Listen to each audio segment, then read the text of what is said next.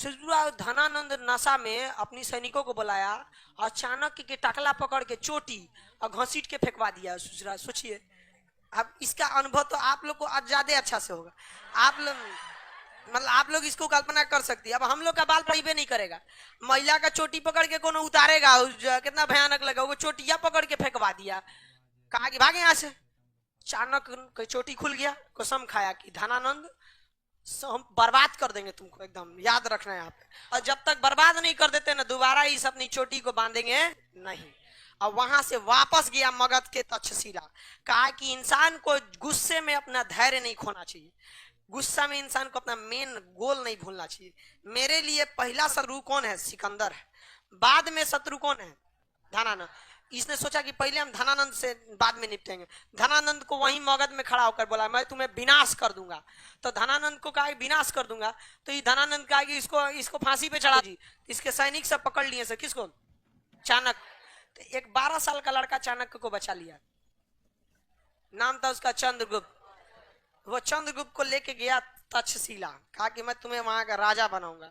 और तक्षशिला ले गया। और उसने क्या किया, सिकंदर की सेना जब इधर प्लानिंग बना रही थी तो उसने कहा कि किसी एक सैनिक को मार दो। तो चुपके से कोनो एगो सैनिक पानी उनी पीने की ना मार दिया, उसका वेशभूषा पहन के बैठ गया। कौन? चंद्रगुप्त मौर्य। अब सिकंदर की सेना में कौन घुस चुका था? चंद्रगुप्त मौर्य। इसको तय रणनीति थी। और सिकंदर की सेना भी चाणक्य का इज्जत करती थी क्योंकि वो ब्राह्मण था और एक गुरु था, युद्ध का तो सैनिक नहीं था। उसने कहा कि देखिए, मैं एक ब्राह्मण हूं, मैं भविष्यवाणी कर रहा हूं कि अगर आपकी सेना ब्यास नदी को पार करेगी तो यह भूमि देवी देवताओं का है, दैवीय प्रकोप पड़ेगा, आपके सारे सैनिक मर जाएंगे।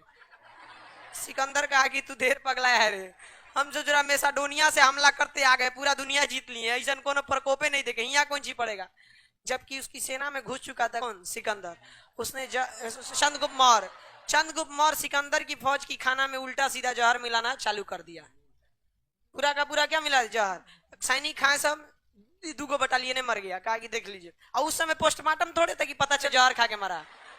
सिकंदर की सेना में अफवाह फैल गया। सही बात है, सब ब्यास नदी को पार कर जाएंगे लोग ना, तो उधर देवी देवताओं का जगह, इन्हें ना जाएंगे। अगले दिन उसने जहर मिला दिया जिससे लोग अंधे हो जाए। खाना खाया तो एक बटालियन फौजी अंधा हो गया। कहा कि लड़िए। अगले दिन खजुआट फैला दिया, चेचक फैला दिया, महामारी फैल गई। सिकंदर की सेना में अफवाह फैल गया।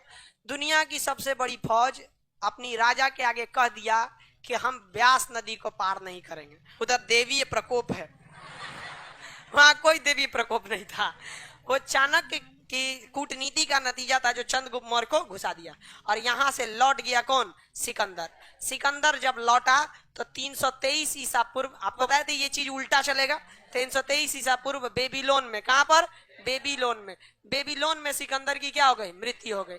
लेकिन सिकंदर का सेनापति जिसका नाम था सेल्यूकस निकेटर, क्या नाम था?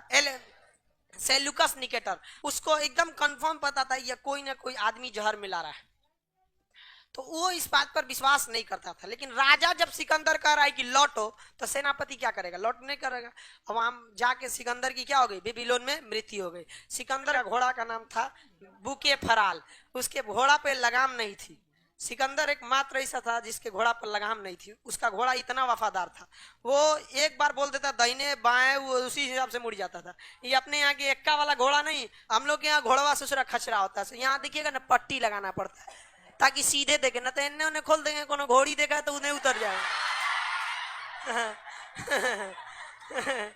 उतर जाएगा उन्हें, कोनो दूसरे मोहल्ला में चल जाएगा, अब उससे दिक्कत हो जाएगा। तो बहुत उसका घोड़ा बहुत शरीफ था, वहां मर गया, घोड़ा भी मर गया, सिकंदर भी मर गया। वह सिकंदर मरा। अब सिकंदर की पूरी सेना किसके नेतृत्व में आ गई? Seleucus Nicator. किसके नेतृत्व में आ गई? Seleucus Nicator. सेल्यूकस निकेटर अब क्या बन गया? राजा बन गया।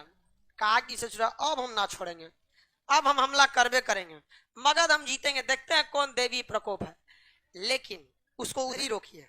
इधर चाणक्य अपनी प्रतिज्ञा भूला नहीं था। उसने कहा कि हम सिकंदर को हरा दिए, तू कौन है डेक्ची का मसाला है, इसने मगध के छोटे मोटे राजाओं को धनानंद के विरोध में किया और धनानंद पे क्या करा दिया, हमला करा दिया। और यहाँ के किसको मार दिया, धनानंद को। और खुद राजा किसे बनाया, चंद्रगुप्त मौर्य को। अब बताइए, अब मौर्य वंश का शासन हो गया किस पर, मगध पर। और मौर्य वंश का शासक कौन बना, चंद्रगुप्त मौर्य। कौन बना, चंद्रगुप्त मौर्य।